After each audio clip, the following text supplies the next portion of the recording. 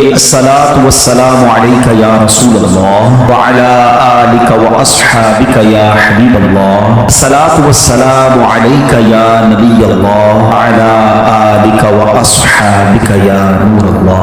दुरूद पाक पढ़ने के बेशुमार फ़ज़ाइल व बरक़ात हैं, बहुत सारे वाक़यात फ़ज़ाइल दुरूद में मिलते हैं। अल्लाह के हबीब अलैहिस्सलाम फरमाते हैं कि ए अब्दुर रहमान, मेरे पास अभी जिब्रील अमीन आए और ये बशारत लेकर आए कि या रसूलल्लाह सल्लल्लाहु तआला अलैहि वसल्लम, अल्लाह पाक फरमाता है कि ए महबूब, आप पर जो दुरूद पढ़ेगा मैं उस पर रहमतें नाज़िल फरमाऊंगा, जो आप पर सलाम पढ़ेगा मैं उस पर सलामती उतारूंगा। वो हमारे नबी, उनके हम उम्मती, वो हमारे नबी, उनके हम उम्मती, उम्मती तेरी किस्मत पे लाखों सलाम। सल्लल्लाहु अलैहि हबीब सल्लल्लाहु तआला अला मुहम्मद सल्लल्लाहु अलैहि वसल्लम। मजीद फुरकान हमीद की आयत सुनिए, व मिनल लैली फतहज्जद बिही नाफिलतन लक असा अन यबअसका रब्बुका मकामम महमूदा। तर्जमाए कंजुल ईमान, और रात के कुछ हिस्से में तहज्जुद अदा करो, और रात के कुछ हिस्से में तहज्जुद करो, ये खास तुम्हारे लिए ज्यादा है। करीब है कि तुम्हें तुम्हारा रब ऐसी जगह खड़ा करे जहां सब तुम्हारी हम्द करें। अरे रब हम्द की जगह पर जिसको खड़ा करे उसका मकाम कितना बुलंद हो जाएगा। तहज्जुद के फजाइल मेरे आका क्या खूब फरमाते हैं। चुनाचे सैयदुल मुबल्लिगीन रहमतल लिल आलमीन सल्लल्लाहु तआला अलैहि वसल्लम ने फरमाया, बेशक जन्नत में कुछ ऐसे महल्लात हैं जिनमें आर पार नजर आता है। अल्लाह अज़्ज़ व जल ने वो महल किनके लिए तैयार किए? मेरे आका फरमाते हैं वो महल्लात उन लोगों के लिए तैयार किए हैं जो मोहताजों को खाना खिलाते हैं, सलाम को आम करते हैं, और रात को जब लोग सो रहे होते हैं वो नमाज पढ़ते हैं। भाई मेरे प्यारे इस्लाम में 3 आदतें याद कर लीजिए। मोहताजों को खाना खिलाना है, सलाम में पहल करना ये भी मदनी इनाम है, और तहज्जुद की नमाज का मदनी इनाम इंशाअल्लाह आज हम यहाँ मिलकर अदा करेंगे। मेरे प्यारे इस्लामी भाइयों, कयामत का दिन होगा। हदीस पाक सुना रहा हूँ, अत-तरगीब व तरहीब में है। कयामत के दिन जब लोग एक जगह इकट्ठे होंगे, एक मुनादी निदा करेगा, कहाँ है वो लोग जिनके पहलू बिस्तरों से जुदा रहते हैं? आए हाय, महशर का दिन, सख्तियों का दिन, गर्मी का दिन, नफसा नफसी का दिन, उसमें ये अनाउंसमेंट होगा, कहाँ है वो लोग जिनके पहलू बिस्तरों से जुदा रहते थे? फिर वो लोग खड़े होंगे, वो तादाद में बहुत कम होंगे और बगैर हिसाब जन्नत में दाखिल हो जाएंगे। फिर तमाम लोगों का हिसाब शुरू होगा। दुनिया में अपने बिस्तर को छोड़कर तहज्जुद की आदत अपनाने वालों को मुबारक हो कि कयामत के हिसाब व किताब से उनको नजात मिल जाएगी, और ऐलान होगा इज्जत व इकराम के साथ बेहिसाब व किताब वो जन्नत में दाखिल होंगे। अल्लाह तबारक व तआला हमें भी बेहिसाब व किताब जन्नत में दाखिला अता फरमाए। तहज्जुद के लिए शर्त यह है कि इशा पढ़ के सोया जाए, तो इशा जरूर पढ़े, तरावी जरूर पढ़े, और अगर आपने सोना है तो सो जाए।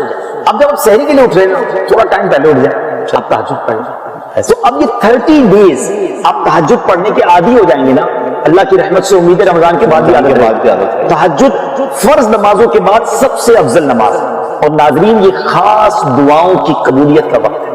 अल्लाह अकबर, तहज्जुद पढ़ के जो दुआ मांगने का मजा आता है, अब अल्लाह करे वैसी दुआएं मांगने वाले बन जाएं कि मैं जानूं मेरा रब जाने। अकेले में जानमाज बिछाएं, रात का पहर हो, हाथ उठे और आंसू बहें, यकीन करिए वो वक्त है आप जो मांगेंगे अता किया अल्लाह। और नबी पाक भी रात को उठकर दुआएं मांगते गिड़गिड़ा। तहज्जुद की नमाज जो खुशनसीब अदा करते हैं, इंशाअल्लाह नियत करते हैं कि आज रात मस्जिद में हम यहाँ रुककर तहज्जुद भी अदा करेंगे। आखिरी हदीस, अपने घर वालों के साथ हमारा क्या मामूल होना चाहिए नमाज के लिए उठाने का, तहज्जुद के लिए उठाने का। आज बच्चा स्कूल नहीं जाता, बड़ा गुस्सा आता है, सुबह पूछते हैं स्कूल क्यों नहीं गए? कभी ये हमें गुस्सा आया, हमने कुछ बच्चे की सरदनिश की, घर वालों को पूछा कि आपने फजर नहीं पढ़ी। हम खुद फजर के लिए वक्त पे उठते कि नहीं उठते? अल्लाह अकबर, एक मर्द और एक औरत, शोहर और बीवी का राबता, ताल्लुक नमाज के हवाले से कैसा होना चाहिए। मैंने एक हदीस पाक पढ़ी, मैंने सोचा कि आपसे शेयर करता हूं और गौर से सुनिए। बिलखुसूस जो शादीशुदा हैं, ऐसा मोहब्बत भरे घराने का खाका मेरे आका अलैहिस्सलातु वस्सलाम ने पेश किया। मेरे आका अलैहिस्सलातु वस्सलाम ने फरमाया, जो रात को बेदार होकर अपनी अहलिया को जगाए और फिर वो दोनों 2 रकातें अदा करें तो उनका शुमार कसरत के साथ अल्लाह अज़्ज़ व जल का जिक्र करने वालों में होगा। حضرت سیدنا ابو ہریرہ رضی اللہ تعالیٰ عنہ سے روایت ہے، میرے آقا علیہ الصلوۃ والسلام نے فرمایا اللہ عز و جل اس پر رحم فرمائے جو رات کو بیدار ہو کر نماز پڑھتا ہے اور اپنی زوجہ کو نماز کے لیے جگاتا ہے اور وہ نہیں اٹھتے نا گھر والے، اگر وہ نہیں اٹھتی تو اس کے چہرے پر پانی چھڑکتا ہے، اور اللہ عز و جل اس عورت پر رحم فرمائے جو اپنے شوہر کو نماز کے لیے رات کو جگاتی ہے، وہ نہیں اٹھتا، وہ شوہر کے آنکھوں پر، شوہر کے چہرے پر پانی چھڑکتی ہے، اللہ تعالیٰ ان دونوں پر رحم فرمائے۔ اللہ اکبر، ہم سوچیں آج اپنی زوجہ کو اپنی خواہشات کے لیے، اپنی خدمت کے لیے، اپنے معاملات کے لیے تو ہم تکلیف دیتے ہیں، کب ہم نے اپنی زوجہ کو نماز کے لیے جگایا، تہجد کی اسے تلقین کی؟ کتنا اچھا وہ گھر ہو کہ جہاں شوہر بیوی کو تہجد کے لیے اٹھا رہا ہو، بیوی شوہر کو تہجد کے لیے اٹھائے، بچے جناب جمع ہو کر سحری کر رہے ہوں، روزے رکھ رہے ہوں، عبادت کر رہے ہوں۔ آج ہم سب غور کریں کہ ہماری زندگی حسینی طریقے پر گزر رہی ہے یا یزیدی طریقے پہ گزر رہی؟ میں تو پنجتن کا غلام ہوں، بہت شوق سے پڑھتے ہیں۔ یہ واقعہ کربلا صرف نیاز کھانے کے لیے آیا یا صرف نعرے لگانے کے لیے آیا؟ کچھ سیکھنا نہیں ہے، کچھ عمل نہیں کرنا کہ میں سارا سال یزیدی طریقے پر گزاروں؟ ان کی راتیں رقص و سرور میں گزری، کربلا کے میدان میں بھی، اور ان کی راتیں تلاوت قرآن اور دعاؤں میں گزری۔ میری اور آپ کی راتیں کیسے گزر رہی ہیں؟ فلموں میں، گانوں میں، میوزک میں، اور کہتے ہیں پنجتن کا غلام ہوں۔ کتنے ایسے جو عشاء بھی جماعت سے پڑھتے ہیں، فجر بھی نماز پڑھتے ہیں، رات تلاوت کر کے سوتے ہیں، باوضو سوتے ہیں، راتیں فلم دیکھے بغیر نیند نہیں آتی، موبائل ہاتھ میں ہوتا ہے، پتہ نہیں کیا کچھ چل رہا ہوتا ہے، اور کہتے ہیں میں پنجتن کا غلام ہوں۔ یاد کرو وہ کربلا کا میدان کہ یزیدیوں کی راتیں کیسی گزری اور حسینیوں کی راتیں کیسی گزری۔ امام حسین کے چاہنے والے کی رات تو سبحان اللہ، میں سو جاؤں یا مصطفیٰ کہتے کہتے، کھلے آنکھ صلی اللہ کہتے کہتے۔ غور کیجئے، ہم سب نے قیامت کے دن ملاقات کرنی ہے امام حسین سے، کرنی ہے نا انشاءاللہ۔ ہماری تو تمنا ہے کہ ہمارا حشر ان کے ساتھ ہو، ہم وہیں ان کے پیچھے پیچھے جنت میں جائیں گے۔ مگر اگر وہاں کوسچن ہو گیا کہ تم کون سے طریقے پر زندگی گزار کر آئے، حسینی یا یزیدی، وی ہیو اینی آنسر؟ یہ غور کرنا ہے۔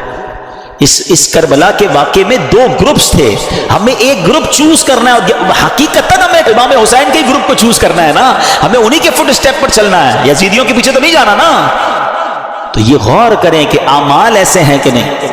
ایک اور بڑی پیاری بات بتاؤ، 72 کربلا والوں میں سے ایک مرد واپس جاتا ہے، وہ ہیں امام زین العابدین عابد بیمار رضی اللہ عنہ، ٹھیک ہے؟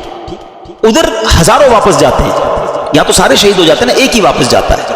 ایک بڑا ریلیونٹ کوسچن ہے، آپ میں سے بہت سارے دنیا کے کئی ملکوں میں گئے ہیں، کہیں کوئی ایک بندہ آپ کو ملا ہے آج تک جس نے یہ کہا ہو کہ میں اس یزیدی لشکر کی اولاد میں سے ہوں، کہ یار امام حسین سے اور ان کے ساتھیوں سے لڑنے گیا نا، میں ان کی اولاد میں سے ہوں؟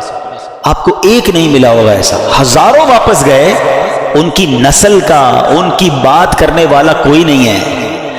ایک حضرت عابد بیمار واپس آئے ہیں، آج دنیا کے کونے کونے میں آپ کو حسینی سید ملتے ہیں۔ یہ کیسے ہو گیا؟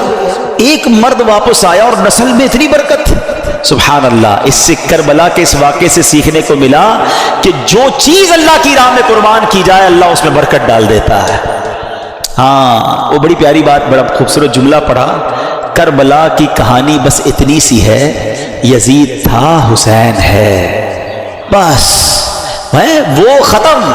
اور امام حسین آج بھی کروڑوں دلوں پر حکومت کرتے۔ یزید کا نام لینے والا کوئی نہیں، کوئی اپنے بچے کا نام یزید نہیں رکھتا ہے، اور حسین کا نام رکھنے والے اور ان کا نام سر پر عزت کے ساتھ رکھنے والے اربوں، ہر وہ مسلمان نہیں ہے۔ ہم تو یہ سمجھیں گے وہ کون سا مسلمان ہے جس کے دل میں امام حسین کی محبت نہیں ہے۔ اس میں امام حسین تو ہمارے ایمان کا حصہ ہے۔ تو سمجھنے والی بات یہ ہے، سیکھنے والی بات یہ ہے کہ جو چیز، اب ذرا اس بات کو تھوڑی سی باریک باتیں سمجھیے گا، جو چیز اللہ کی راہ میں قربان کر دی جائے نا، اللہ اس میں برکت ڈال دیتا ہے۔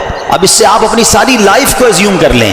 اگر آپ چاہتے ہیں کہ آپ کی صحت میں برکت ہو، آپ اپنی باڈی کو، اپنے جسم کو اللہ کی راہ میں استعمال کریں، نماز پڑھیں، دین کے کام میں یوز کریں، اللہ آپ کی صحت میں برکت ڈال دے گا۔ آپ چاہتے ہیں آپ کی زبان میں برکت ہو، آپ کے الفاظ مؤثر ہو جائیں، اٹریکٹیو ہو جائیں، آپ اپنی گفتگو میں اللہ رسول کا نام لینا شروع کریں، درود پاک پڑھیں، ذکر اللہ کریں، تلاوت قرآن کریں، لوگوں کو اسلام کی نیکی کی دعوت دیں۔